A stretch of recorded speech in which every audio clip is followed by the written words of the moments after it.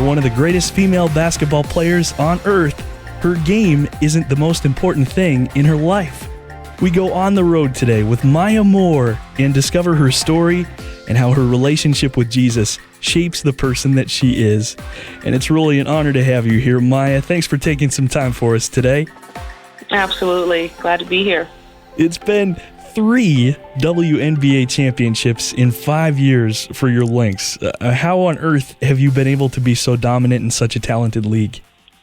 That I'm still trying to figure out. It's truly an amazing feat. I mean, I know so many components that contributed to the success, but there's no question God has allowed us to be in a special time over these last few years. And we've had just a great group of people, from our head coach to our down to our managers that help with laundry and water and just all the little detail that it takes to put together a championship team. And of course our owner, Glenn Taylor, who's been so supportive of the Lynx since day one.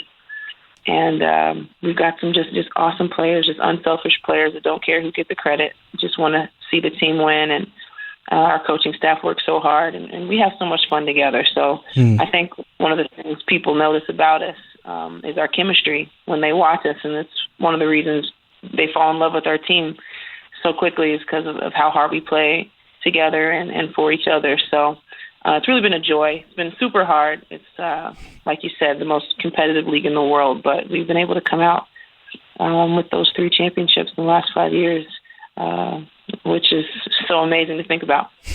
It certainly is. Now, did you always know that it was going to be basketball for you? Were there other paths that appealed to you as well?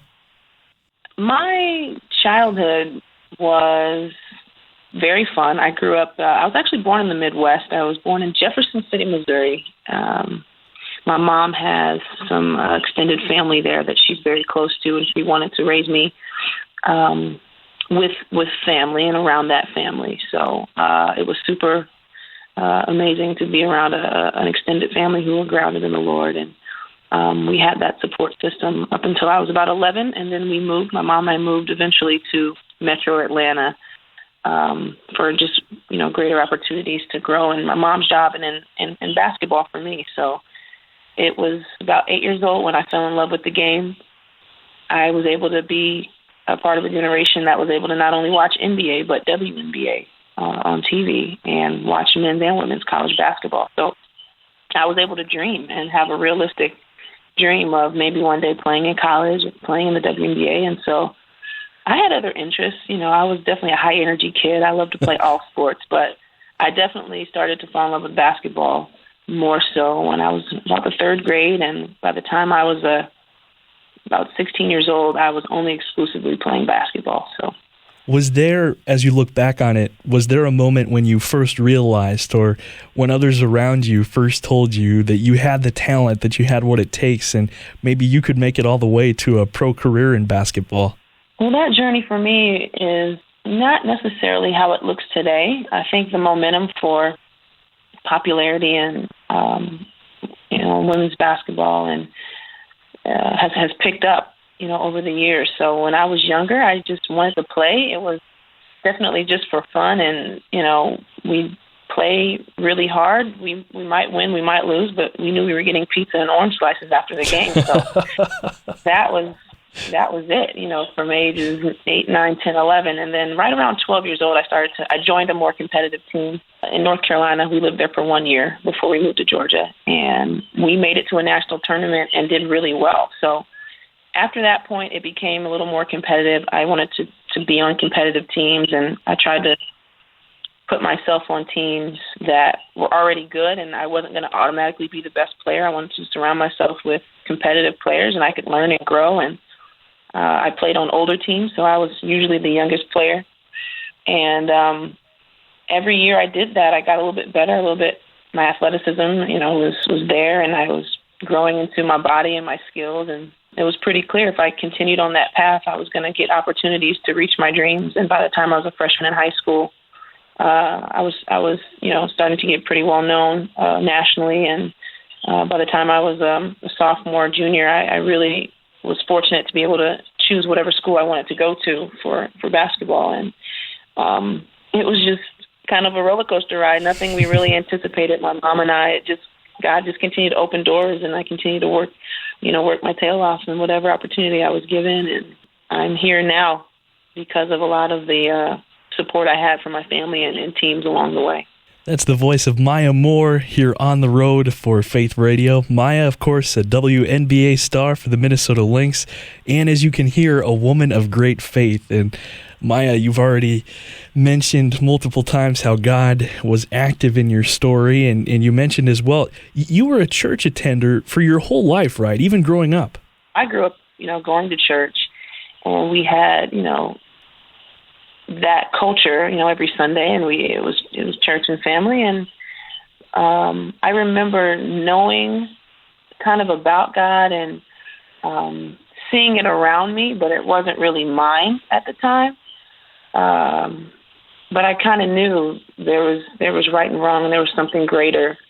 And when my mom and I moved away from that extended family, and we ended up being in Atlanta, it kind of sparked a new journey for my mom and I to really find out, is this faith thing something that we're going to do, or is this something we were doing because our family, was around? Yeah. And it ended up being our own. We found some awesome churches along the way that just really excited our hunger for the Lord and for the Word, and to really dive into Scripture and find out what is God saying to us in the Bible. And I just got lit on fire. So right around 12, 13, I became a note-taking, just passionate about learning the Word and in an awesome church atmosphere. So that's really when I think my journey became, I became alive in the Lord right around that time. And ever since then, just been fortunate to have great churches and people that I've met along the way to continue to help me grow and encourage me in the Lord, as well as my mom. You mentioned your mom. Were there other people in your life, perhaps, that were really those that stepped alongside you and encouraged you in your faith, whether it was a pastor or another family member that just really helped you to grow? Well, there's definitely several people who've been instrumental in helping to shape my heart and where it is today. As I mentioned, just the extended family that I grew up around in Missouri have always just been a model of what it looks like to have the love of Christ in their hearts and to live it out every day. So they've always been there for me my whole life. And then a few different churches in Charlotte and in Atlanta were really impactful with just the atmosphere and their passion for the Word of God, and not just kind of go and have a good feeling and then leave for the week, not think about the Lord and then come back. It was, let's dig into the Word, let's live this out, let's really fall in love with Jesus and live for Him. So, but I would say when I got to college, a ministry through Crew called Athletes in Action was introduced to me my freshman year. And that's when I really, I think, first started to experience discipleship and kind of really engaging in the community of Christ, just because when I was in high school, we were so busy, running around the country, playing ball and going to tournaments and training, that I didn't really get a chance to get plugged into a community. But in college, I really got to experience community.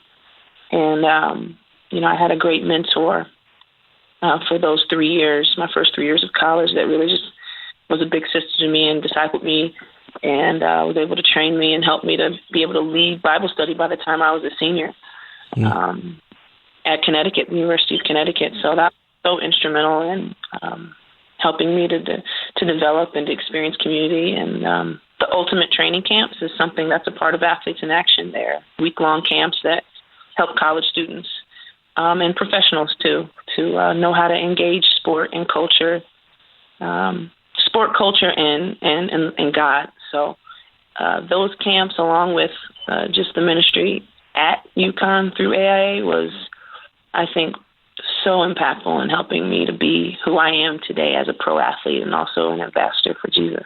That's the voice of Maya Moore. She's a WNBA star for the Minnesota Lynx and a woman of great faith. She's here on Faith Radio with us, and I'm Ryan Thomas.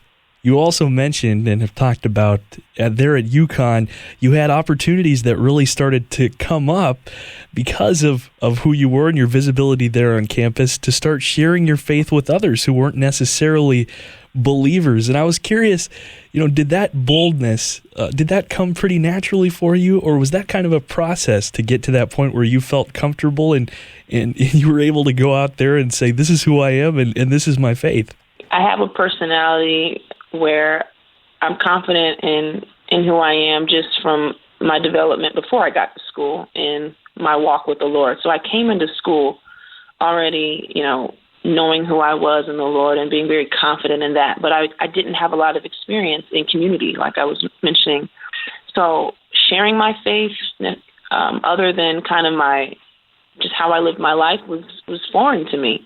I had never really talked to anybody outside of my close family and friends about faith necessarily. So I was very young in that aspect of my walk. So it was definitely a process, and I had to learn, and I had to have opportunities to talk to people and to practice and to, even formulate my testimony. I remember for the first time at Athletes in Action at the Ultimate Training Camp, part of the week was thinking about your story. And it was kind of the first time I realized I have a story, and to kind of write it down, to formulate it, to, share it with somebody, and just going through that process of, let's just first realize you have a story. God has been weaving a story through your life within his greater story. And like I was saying, by the time I was a senior, I was pretty confident that if someone asked me a question having to do with faith, I could answer them, or at least lead them to someone who could help answer their questions or just tell them about myself. So huge time of growth for me in becoming more bold and confident and in sharing God in my life. And I'm still growing and still looking for those opportunities to share and to grow. And it's been fun learning and growing in that. Well, I'm certain that in a story like yours, for every big shot that you make with the TV cameras rolling, there are the hours of practicing and training that you put in that people don't see. Was there ever a point for you, Maya, in your journey where you seriously thought about whether it was a disappointment or whether it was just getting tired of what I'm sure can become something that's quite repetitive when it comes to training, where you seriously thought at all about giving up your dream of a basketball future? And if so, what stopped you? Going through high school or in college, I truly love the game, and I was one of those kids that was a gym rat. Like, I was just in the gym. It didn't matter. I had a WNBA basketball that I carried around with me from the age of 8 to 16. Like, whatever tournament we were going to, I didn't know if they were going to have a ball, but I had a ball.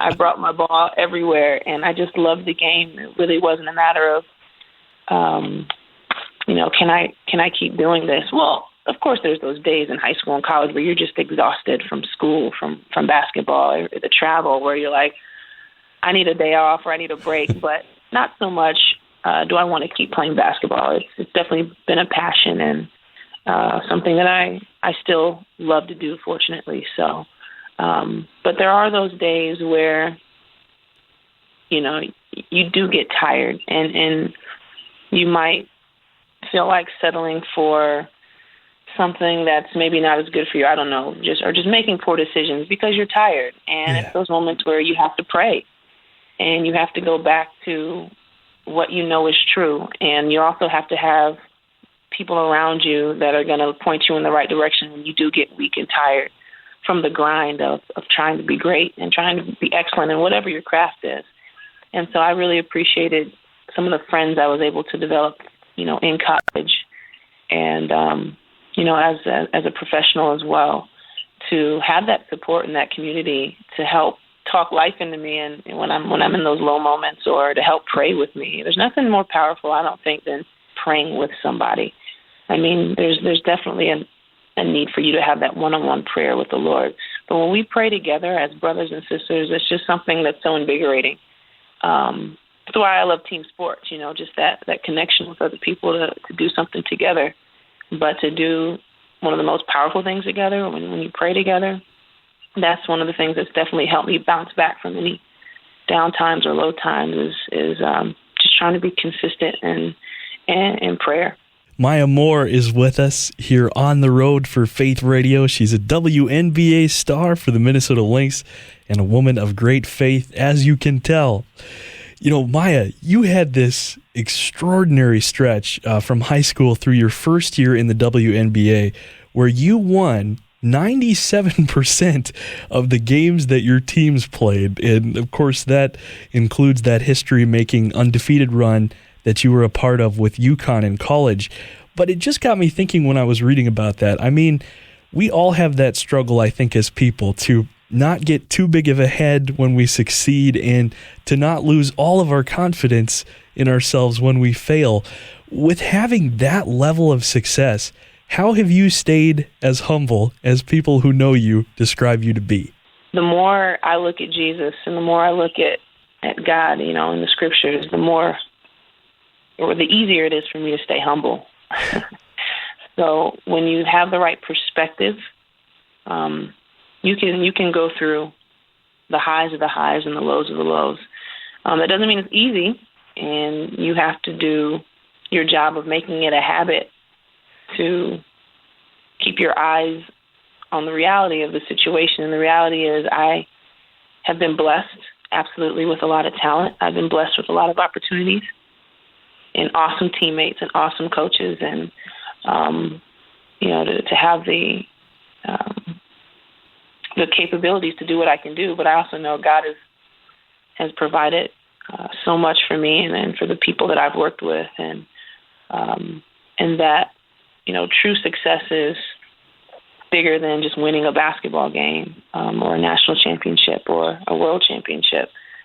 The things that God says are important are the things that I value. And so I take a lot of joy in thinking about those moments throughout my different winning seasons to praise God for the things that he's done behind the scenes, as well as the great victories on the court. And it also encourages me when people tell me that, you know, they appreciate the way that I carry myself, even though I've been able to be a part of so many successful teams. It's just inspiring to them to see that. And when I hear those things, it encourages me to continue on that path and to continue to know that, you know, the way I handle a bad call or the way that I, you know, pick up a teammate when they fall down, those things matter for eternity. And it's super cool to know I have those opportunities. I find a lot of joy in that, and knowing that the game of basketball can impact people in their hearts for the Lord. So it's still astonishing to me what the Lord has allowed me to be a part of. I marvel at it as well, and I feel like I've been able to enjoy the experience that much more because I know where it comes from. Well, you used the word joy there again, and you've said it a number of times throughout our interview. And for some reason, I think of that great film from years ago, Chariots of Fire, and the story of Eric Liddel, because that's such a similar concept, what he talks about when he said, when I run, I can feel God's pleasure. Is that a sentiment you can identify when you play, when you use the talents you've been given? Can you feel God's pleasure and his joy? Totally. You know, I think it's something that I was experiencing even before I knew I was experiencing it. I remember in high school, before I was associated with some of the Athletes in Action folks that really helped us learn about the joy of playing and how we can play our sport as unto the Lord. I was already doing it in high school, and I didn't even know it. You know, just the joy of doing what, you know, God has created you to do for that season of life is definitely where you want to be, and where I try to encourage people to be. You know, you can do something at a high level, but at the end of the day, you still feel empty. And one of my favorite moments from college was we won a Big East title.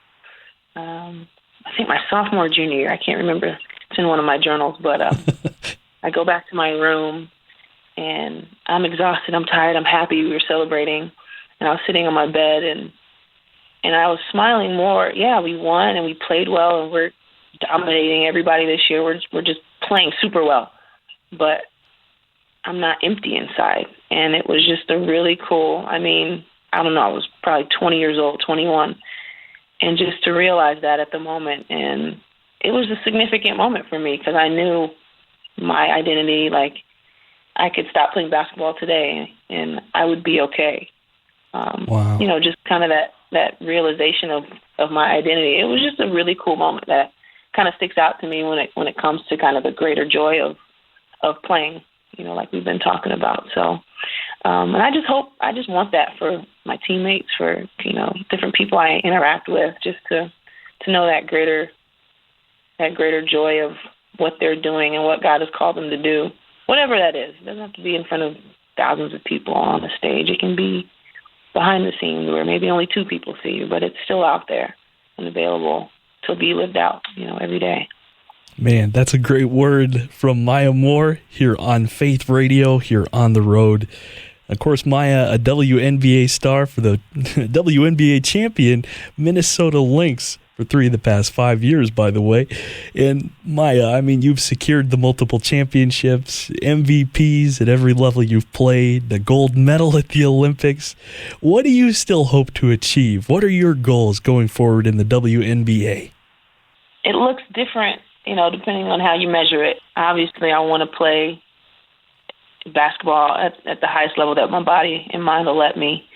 And just to continue to be a great contributor to my team. And I still believe we've got the talent and the pieces that it takes to win another championship. And that is absolutely a goal for 2016, to play really, really good basketball the same way we've been doing through these years, and just to continue to inspire each other and all of our fans. And then, oh, by the way, in the middle of our season, we have this thing called the Olympics going on in August.